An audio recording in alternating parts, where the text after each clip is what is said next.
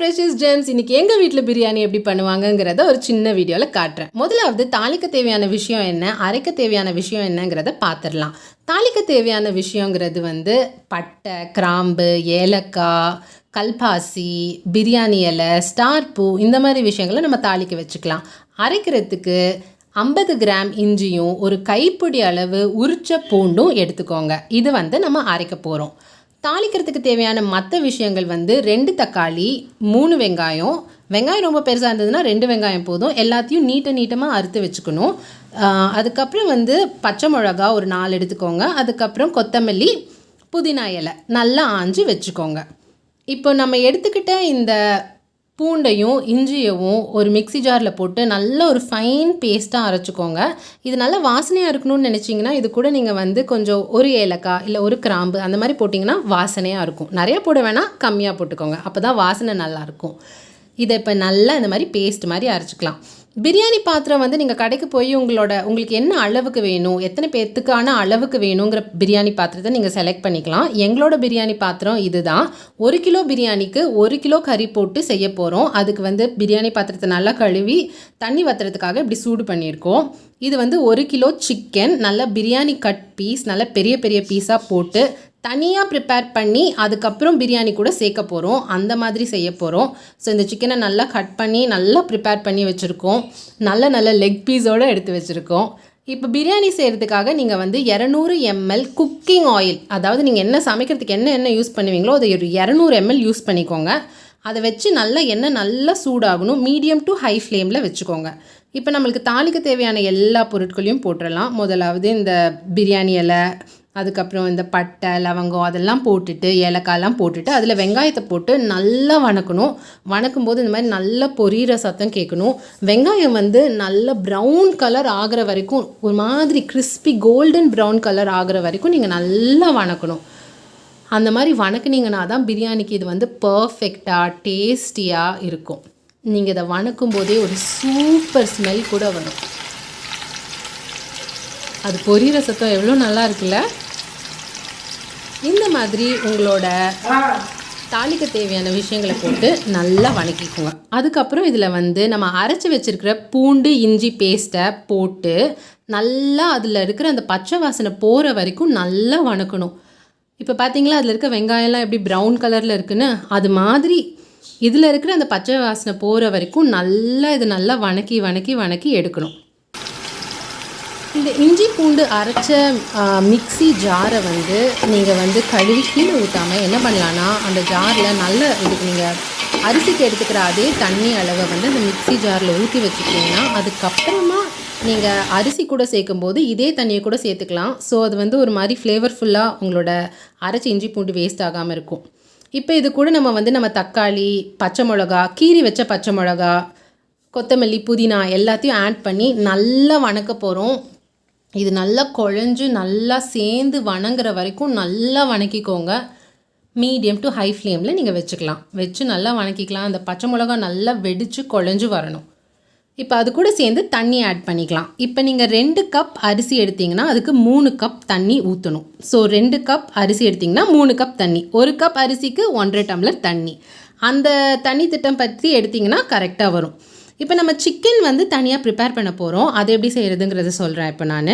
So தனியாக ஒரு சட்டியில் இஞ்சி பூண்டு பேஸ்ட், தனி மிளகாய் தூள், மஞ்சத்தூள் போட்டு சிக்கன் போட்டு கொஞ்சம் தண்ணி ஊற்றி இந்த மாதிரி வேக வச்சுருங்க.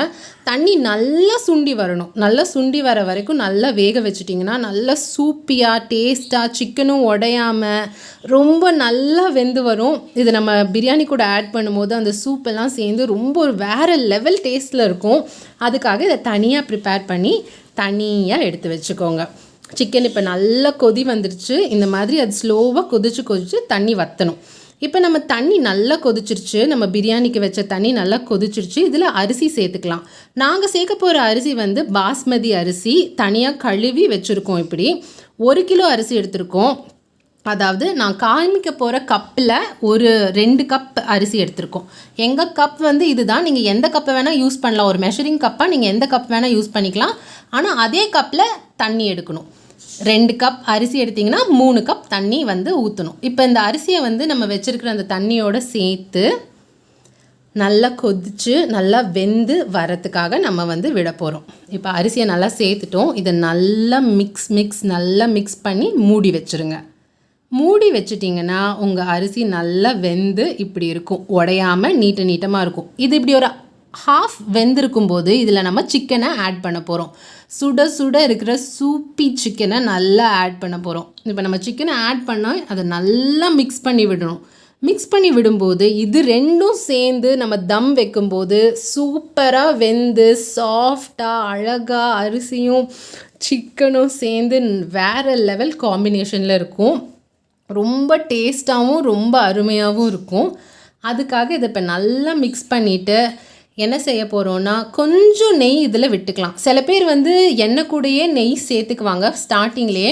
ஆனால் இப்படி நல்லா வெந்ததுக்கப்புறம் தம் வைக்கிறதுக்கு முன்னாடி நீங்கள் கொஞ்சம் நெய் சேர்த்துக்கிட்டிங்கன்னா உங்கள் பிரியாணி ரொம்ப டேஸ்ட்டாக இருக்கும், ரொம்ப மணமாக இருக்கும். அதுக்காக நீங்கள் என்ன பண்ணலான்னா டுவர்ட்ஸ் தி எண்ட், அதாவது தம் வைக்கிறதுக்கு முன்னாடி கொஞ்சம் நெய் இந்த மாதிரி ஊற்றி விட்டிங்கன்னா, அதாவது ஒரு 2-3 ஸ்பூன் ஊற்றலாம் நீங்கள் நெய்யை. அந்த மாதிரி ஊற்றி வச்சு நீங்கள் தம் வச்சிங்கன்னா ரொம்ப ரொம்ப மணமாக சுவையாக இருக்கும்.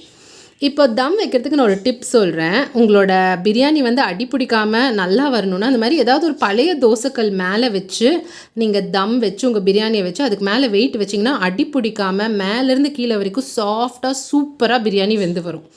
இப்போ நம்ம பிரியாணி தம் வைக்கிற டைமுக்கு நம்ம வந்து சிக்கன் 65 ரெடி பண்ணிடலாம். Best side dish for biryani chicken 65.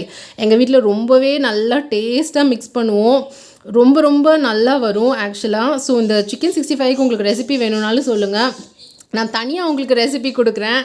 அந்த அளவுக்கு நல்ல பெரிய பெரிய பீஸாக சிக்கன் 65க்கு தனியாக வறுத்து சைட் டிஷ்ஷுக்கு வச்சுக்கலாம். இதோடு சேர்ந்து நீங்கள் தயிர் பச்சடி பண்ணுறதுனாலும் பண்ணலாம், ரைத்தா இல்லை கத்திரிக்காய் பஜ்ஜி பண்ணுறதுனாலும் பண்ணலாம். சிக்கன் 65 எப்போவுமே ஸ்டேப்பிள். சிக்கன் பிரியாணியோட சிக்கன் 65 இல்லாமே இருக்காதுங்க. ஸோ இப்போ நம்ம 65 ரெடி ஆயிடுச்சு. இப்போ நம்ம அடுத்தது என்ன பண்ணலான்னா நம்ம பிரியாணியை திறந்து பிரியாணி எப்படி இருக்குன்னு பார்க்கலாமா? பார்த்துடலாம். டடா, பிரியாணி ரெடி. எவ்வளோ அழகாக பர்ஃபெக்டாக அரிசி உடையாமல் வந்திருக்கு பாருங்கள். எங்கள் பிரியாணி வந்து நேச்சுரல் கலர், நாங்கள் வந்து எந்த கலரும் சேர்க்க மாட்டோம். உங்களுக்கு கலர் சேர்க்கணுன்னா நீங்கள் கொஞ்சம் கேசரி பவுடர் சேர்த்துக்கலாம், ரெட் கலரில் வரும். க்ரீன் கலரில் வேணும்னா உங்களோட புதினாவையும் கொத்தமல்லியும் அரைச்சி ஊற்றுனீங்கன்னா நல்ல பச்சை கலரில் கூட வரும். ஸோ அரிசி பாருங்கள் எவ்வளோ நல்லா இருக்குன்னு, நீட்டமாக உடையாமல் பர்ஃபெக்டாக வெந்திருக்கு, சாஃப்டாக இருக்கும், ஜூஸியாக இருக்கும் ஆக்சுவலாக. இப்போ இந்த பிரியாணியை நல்லா சர்வ் பண்ணி நல்லா சுட சுட சாப்பிட்லாம். எப்படி புகை நல்லா வருது பாருங்களேன், வாசனை அவ்வளோ நல்லாயிருக்கும். இப்போ இந்த பிரியாணி நம்ம சர்வ் பண்ணி நல்லா சாப்பிட்லாம். இது ரொம்ப ரொம்ப ஈஸி ரெசிபி. நீங்கள் உங்கள் வீட்டில் ட்ரை பண்ணிங்கன்னா கண்டிப்பாக எங்களுக்கு சொல்லுங்கள். சிக்கன் லெக் பீஸ் கிடைக்கிறது பெரிய விஷயம் பிரியாணியில். ஸோ நல்ல லெக் பீஸ் வச்சு நல்ல சைடுக்கு சிக்கன் 65 வச்சு சில்லி வச்சு நல்லா சாப்பிடுங்க. இதை நீங்கள் ட்ரை பண்ணிங்கன்னா எங்களுக்கு கண்டிப்பாக கமெண்ட்ஸில் எழுதுங்க, நாங்கள் உங்களுக்கு ரெஸ்பாண்ட் பண்ணுறோம். வேறு ஏதாவது ரெசிபியோடு உங்களை அடுத்த டைம் சந்திக்கிறோம். அது வரைக்கும் டேக் கேர், பாய்.